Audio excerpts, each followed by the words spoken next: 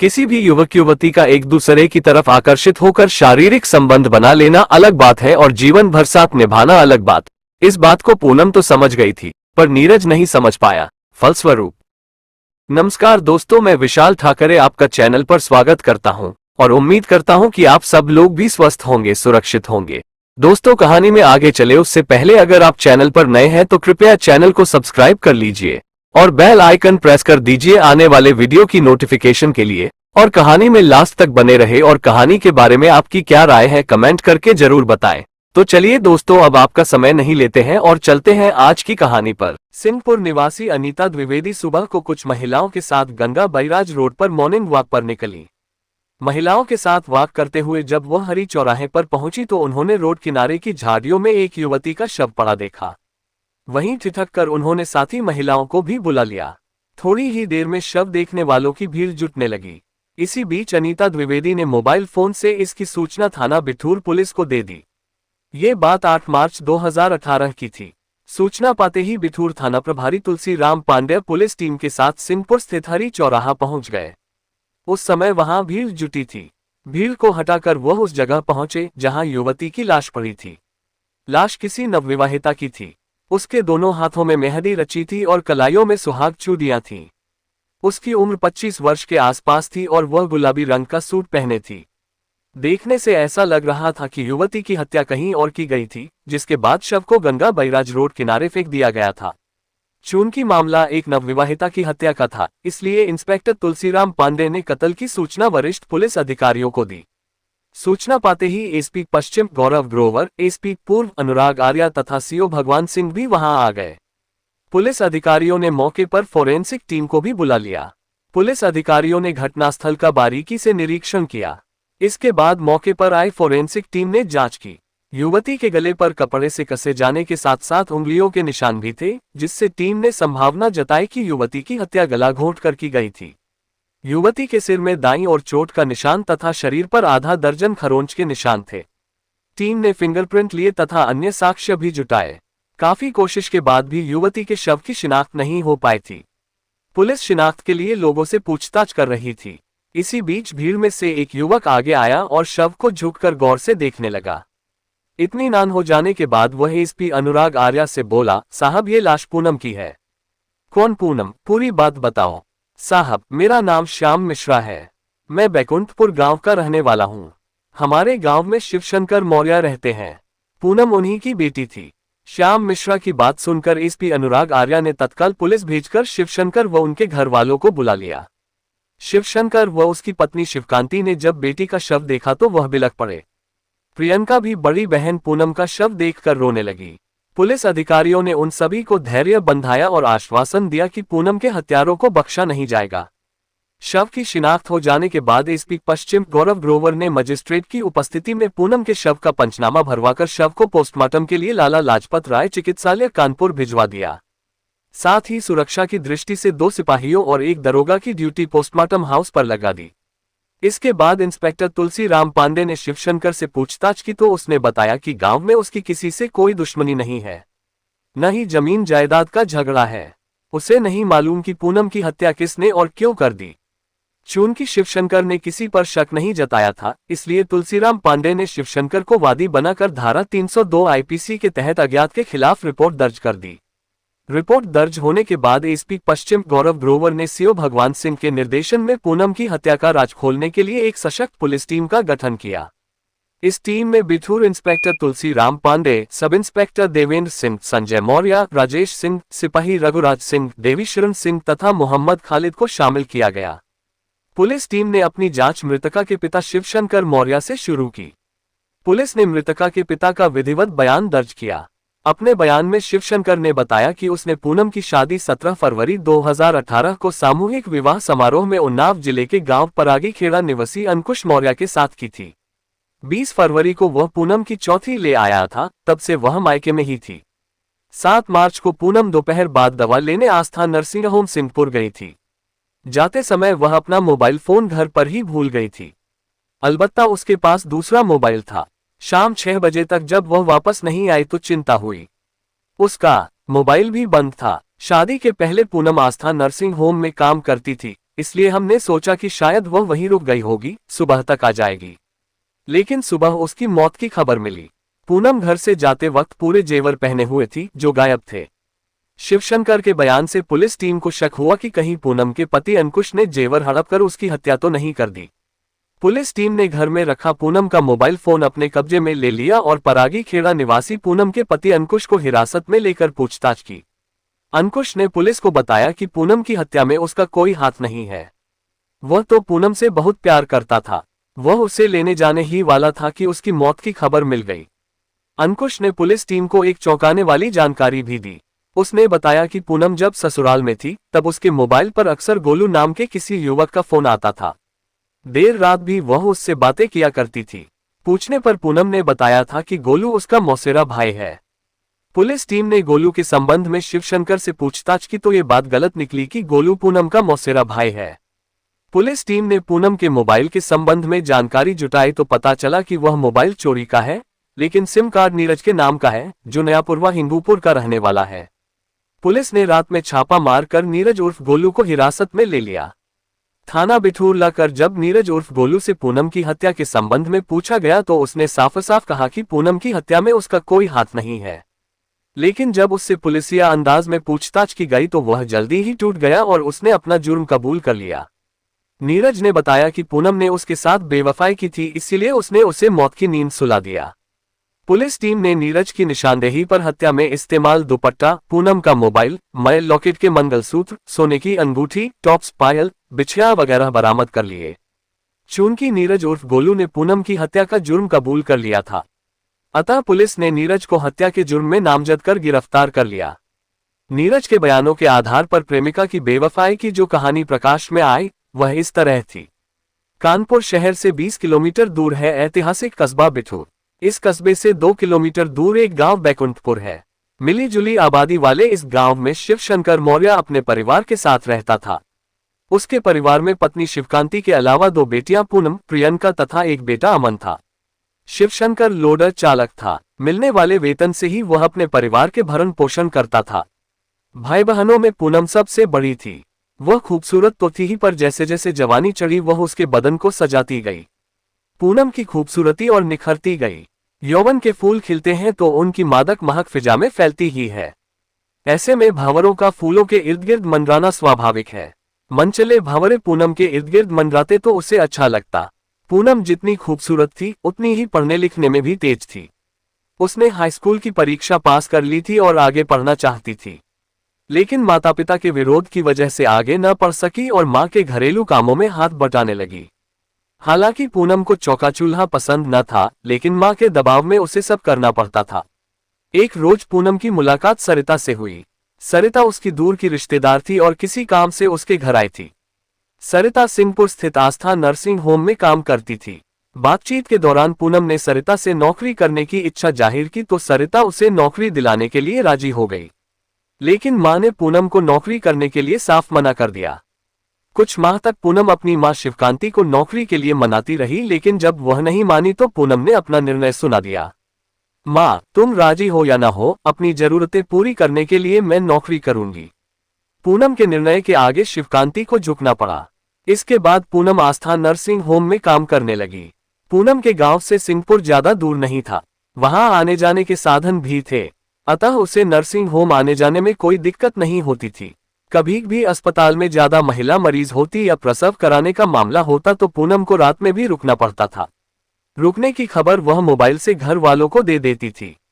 पूनम को नौकरी करते हुए 2 महीने बीत गए तो उसने कुछ पैसा बचाने की सोची।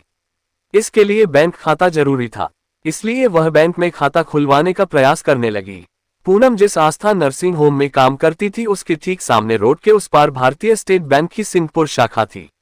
एक रोज वह बैंक पहुंची तो वहां उसकी मुलाकात एक हृष्ट-पुष्ट युवक नीरज उर्फ गोलू से हुई। पहली ही नजर में खूबसूरत पूनम नीरज के दिल में रच बस गई। नीरज उर्फ गोलू बिठूर थाने के नयापुरवा हिंदूपुर गांव का रहने वाला था। उसके पिता केशव मौर्य मेहनत मजदूरी करके अपना परिवार चलाते थे। 3 भाई बहनों में नीरज सबसे बड़ा था। साधारण पढ़ा लिखा नीरज पेशे से मैकेनिक था। बैंक में मनोज नाम के व्यक्ति का जनरेटर लगा था। इस जनरेटर का ऑपरेटर नीरज था। बिजली चली जाने पर वह जनरेटर चालू करता था। सुबह 10 बजे से शाम 6 बजे तक उसकी ड्यूटी बैंक में रहती थी। पूनम और नीरज पहली ही मुलाकात में एक दूसरे के प्रति आकर्षित हो गए। पूनम ने जब नीरज से खाता खुलवाने की बात कही तो उसने भारतीय स्टेट बैंक की सिंहपुर शाखा में पूनम का खाता खुलवा दिया। खाता खुला तो पूनम का बैंक में आना जाना शुरू हो गया। नीरज जब भी पूनम को देखता मदहोश सा हो जाता था। वह उससे एकांत में मिलने का मौका तलाश करने लगा। पूनम जब बैंक आती तो वह नजरें चुराकर पूनम को निहारता रहता था। पूनम नीरज की नजरों की भाषा खूब समझती थी। एक दिन जब पूनम आई तो वह उसका हाथ पकड़कर उसे बैंक के जीने के नीचे ले गया। वहां एकांत था। वहां नीरज ने पूनम का हाथ पकड़कर कहा, पूनम मैं तुमसे बहुत प्यार करने लगा हूं। पूनम खामोश रही तो उसने अपनी बात दोहराते हुए फिर कहा, पूनम अगर तुमने मेरे प्यार को स्वीकार नहीं किया तो मैं अपनी जान दे दूंगा। अब एक पल भी तुम्हारे बिना अच्छा नहीं लगता। कैसी बात करते हो नीरज, इस तरह किसी लड़की का हाथ पकड़ना कहाँ की सभ्यता है। पूनम ने मुस्कुराते हुए कहा, तुम प्यार करते हो तो ये ठीक है, पर मैं तुमसे प्यार नहीं करती। पूनम की मुस्कुराहट से नीरज की हिम्मत बढ़ गई। उसने पूनम को अपने आगोश में भर लिया। पूनम उसके सीने से चिपटकर बोली, नीरज मैं भी तुमसे प्यार करती हूँ और काफी दिनों से तुम मेरे दिल में बसे हुए हो। मैं चाहती थी कि शुरुआत तुम करो। बताओ मुझे जीवन के किसी मोड़ पर धोखा तो नहीं दोगे। तुम मेरे मन में बस गई हो पूनम, भला मैं तुम्हें कैसे धोखा दे सकता हूँ। तुम तो मेरी जिंदगी हो। नीरज की ये विश्वास भरी बातें सुनकर पूनम समर्पण की भावना के साथ उससे लिपट गई। धीरे धीरे दोनों का प्यार अमरबेल की तरह बढ़ने लगा। पूनम के दिल में नीरज गहराई तक उतरता चला गया। बैंक के जीने के नीचे का एकांत स्थल उनके मिलने की पसंदीदा जगह बन गया। इस सब के चलते एक दिन दोनों के बीच मर्यादा की सारी दीवारें भी ढह गईं। उस रोज जैसे ही पूनम अस्पताल की ओर बढ़ी, नीरज बीच रास्ते में उसका हाथ पकड़कर बोला, शाम 6 बजे बैंक आ जाना, मैं तुम्हारा इंतजार करूंगा। पूनम को लगा जैसे उसका दिल उछलकर सीने से बाहर आ जाएगा। अस्पताल में उसका पूरा दिन बेचैनी से गुजरा। वह सोचती रही कि नीरज ने बुलाया है तो जाना तो पड़ेगा ही। वह खुद भी नीरज से मिलना चाहती थी। ज्यों-ज्यों दिन ढलने लगा, पूनम की बेचैनी बढ़ने लगी। मिलने का तयशुदा वक्त आया तो पूनम तेज कदमों से बैंक की ओर बढ़ गई। बैंक के करीब पहुंचते ही नीरज उसे दिख गया। वह बैंक के जीने की सीढ़ियों पर बैठा था। तब तक बैंक बंद हो गई थी और सन्नाटा पसरा था। नीरज पूनम का हाथ पकड़कर जीने की सीढ़ियां चढ़ते हुए छत पर पहुंचा। वहां घुप अंधेरा था। नीरज ने बिना कुछ कहे सुने उसे बाहों में भर लिया और उसके नाजुक अंगों से खेलने लगा। दोनों ही खुद पर काबू न रख सके और अपनी हसरतें पूरी कर लीं। कुछ देर बाद जब नीरज ने पूनम को खुद से अलग किया तो उसने महसूस किया कि वह अपना बहुत कुछ खो बैठी है। वह फफक कर रोने लगी तो नीरज ने उसके आंसू पोंछते हुए कहा, पूनम मैं तुमसे प्यार करता हूँ। मेरा वादा है कि मैं तुमसे ही शादी करूंगा। रोने की जरूरत नहीं है, जो मेरी अमानत थी वह मैंने ले ली। वादा करो फिर मिलोगी। पूनम ने नीरज को गहरी नजरों से देखा और उससे फिर मिलने का वादा करके अपने घर चली गई। इसके बाद पूनम अक्सर शाम को नीरज से उसी जगह एकांत में मिलती। नीरज से मिलने के चक्कर में पूनम को घर आने में देर हो जाती थी। माँ पूछती तो पूनम बहाना बना देती। लेकिन धीरे धीरे सब कुछ शिवकांति की समझ में आने लगा था। शिवकांति ने अपने पिता शिवशंकर से कहा, जल्दी से पूनम के हाथ पीले कर दो वरना हाथ मलते रह जाओगे। लड़की के पर निकल आए हैं। पत्नी की बात शिवशंकर को सही लगी। वह पूनम के ब्याह के लिए दौड़ धूप करने लगा। पूनम को विवाह की जानकारी हुई तो वह घबरा गई। उसने अपने विवाह की जानकारी नीरज को देकर कहा, गोलू जल्दी से कोई उपाय खोजो वरना मैं किसी और की दुल्हन बनकर चली जाऊंगी और तुम ताकते रह जाओगे। ऐसा कभी नहीं होगा पूनम, तुम्हें अपना बनाने का मेरे पास एक उपाय है। क्या उपाय है? पूनम ने पूछा। यही कि तुम मेरे साथ भाग चलो, कहीं जाकर हम दोनों शादी कर लेंगे। इसके बाद कोई भी हमारा कुछ नहीं बिगाड़ पाएगा। ठीक है, मुझे सोचने समझने का मौका दो। फिर एक दिन नीरज की मीठी मीठी बातों में आकर पूनम घर परिवार से नाता तोड़कर सपनों की सजीली दुनिया में जीने के लिए उसके साथ उड़ गई। वह बैंक से पैसा निकालकर भी अपने साथ ले गई। इधर देर रात तक जब पूनम घर नहीं पहुंची तो मां शिवकांति को चिंता हुई। मां ने उसे तलाश भी किया लेकिन पूनम का कोई पता न चला। शिवशंकर घर आए तो शिवकांति ने उन्हें बताया कि पूनम अभी तक अस्पताल से नहीं आई है। शिवशंकर ने आस्था नर्सिंग होम की ऑपरेटर से बात की। उसने बताया कि पूनम आज ड्यूटी पर नहीं आई थी। ये जानकारी पाकर शिवशंकर भौचक्के रह गए। उन्होंने अपने स्तर पर पूनम को सभी जगह तलाश किया लेकिन उसका कुछ भी पता नहीं चला। जवान बेटी के भाग जाने से शिवशंकर की बिरादरी व रिश्तेदारों में थूदू होने लगी थी, इसलिए वह पूनम की खोज में जी-जान से जुटे थे। 2 दिन बाद शिवशंकर को आस्था नर्सिंग होम की एक महिला कर्मचारी से पता चला कि पूनम की दोस्ती बैक के जनरेटर ऑपरेशन नीरज से थी। पूनम शायद उसी के साथ गई होगी। यह अहम जानकारी मिली तो शिवशंकर ने नीरज के संबंध में जानकारी जुटाए। पता चला कि नीरज भी गायब है। शिवशंकर नीरज के गांव नयापुर व हिंगूपुर गए तो उसके घर वालों ने बताया कि नीरज 1 सप्ताह के लिए कहीं बाहर घूमने गया है। इससे शिवशंकर को पक्का यकीन हो गया था कि नीरज ही पूनम को बहला फुसला कर भगा ले गया है। इस पर शिवशंकर ने थाना बिठूर में नीरज के विरुद्ध प्रार्थना पत्र देकर बेटी की बरामदगी की गुहार लगाए। पुलिस पूनम को बरामद कर पाती उसके पहले ही पूनम अपने ननिहाल आजादनगर कानपुर पहुंच गई। उसने अपने नाना बाबूलाल को बताया कि उसने अपने प्रेमी नीरज से मंदिर में शादी कर ली है। बाबूलाल ने इसकी जानकारी शिवशंकर को दी तो वह पूनम को समझाकर घर ले आए। इसके बाद घर वालों के दबाव और पुलिस हस्तक्षेप से नीरज और पूनम अलग अलग रहने को राजी हो गए। दरअसल पुलिस ने जब नीरज को जेल भेजने की धमकी दी तो वह घबरा गया और पुलिस की बात मान ली। इस घटना के बाद कुछ समय के लिए नीरज और पूनम का मिलना जुलना बंद हो गया, लेकिन बाद में दोनों चोरी छिपे फिर मिलने लगे। इसी बीच नीरज ने वक्त बेवक्त बात करने के लिए पूनम को एक मोबाइल फोन दे दिया। फोन में सिम उसी के नाम का था। पूनम को मोबाइल मिला तो दोनों में बातचीत का सिलसिला शुरू हो गया। पूनम को जब भी मौका मिलता वह नीरज से लंबी बातें करती और प्यार की दुहाई देती। शिवशंकर ने पूनम की अस्पताल वाली नौकरी अब छुड़वा दी थी, इसलिए पूनम घर पर ही रहती थी। शिवकांति भी बेटी पर कड़ी नजर रखने लगी थी। इसी बीच शिवशंकर को मुख्यमंत्री सामूहिक विवाह योजना की जानकारी मिली तो उसने अपनी बेटी पूनम का रजिस्ट्रेशन करा दिया। इस योजना के तहत वरवधू को 20,000 रुपए का चेक, घर गृहस्थी का सामान तथा वधू को आभूषण व वस्त्र दिए जाने का प्रावधान था। वरवधू का परिचय सम्मेलन हुआ तो शिवशंकर भी अपनी पत्नी शिवकांति व बेटी पूनम को साथ लेकर पहुंचा। शिवशंकर ने उन्नाव जिले के परागी खेड़ा गांव निवासी राजवीर मौर्य के पुत्र अंकुश मौर्य को अपनी बेटी पूनम के लिए पसंद कर लिया। पूनम और अंकुश ने भी एक दूसरे को देखकर हामी भर दी। 17 फरवरी 2018 को सामूहिक विवाह में पूनम की शादी अंकुश से हो गई। शादी के बाद पूनम अंकुश की दुल्हन बनकर ससुराल पहुंच गई। चूंकि पूनम सुंदर थी, उसे जिसने भी देखा उसी ने उसके रूप सौंदर्य की तारीफ की। अंकुश स्वयं भी सुंदर पत्नी पाकर खुश था। सजीला पति पाकर पूनम भी खुश थी। फिर भी उसे अपने प्रेमी नीरज की रहर कर याद आ रही थी। सुहागरात को भी वह नीरज को भुला नहीं पाई थी। ससुराल में पूनम मात्र 3 दिन ही रही। इस बीच नीरज फोन करके उससे बातें करता रहा। अंकुश ने बार बार फोन आने पर पूनम को टोका तो वह बोली, गोलू का फोन आता है। गोलू मेरी मौसी का लड़का है। अंकुश ने सहज ही पूनम की बात पर यकीन कर लिया। 20 फरवरी को शिवशंकर अपनी बेटी पूनम को ससुराल से लेवा लाया। दरअसल परंपरा के हिसाब से नवविवाहिता ससुराल में पहली होली जलती नहीं देख सकती थी। इसी परंपरा की वजह से शिवशंकर होली से 8 दिन पहले ही पूनम को ले आया था। मायके आते ही पूनम स्वतंत्र रूप से विचरण करने लगी। उस पर किसी तरह की बंदिश नहीं थी। पूनम के पास मोबाइल फोन पहले से ही था।